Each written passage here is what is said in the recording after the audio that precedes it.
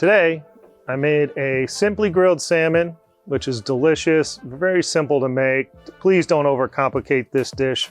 You get some nice fresh grilled fish. You get some summer vegetables, whether you have them in a garden that you haven't behind your house, or you just go to your local grocery store. Take the vegetables. I seasoned ours with some of our different oils. So on our summer squash, I used our chili oil with our Himalayan seasoned salt mix, and then I used garlic oil on our zucchini.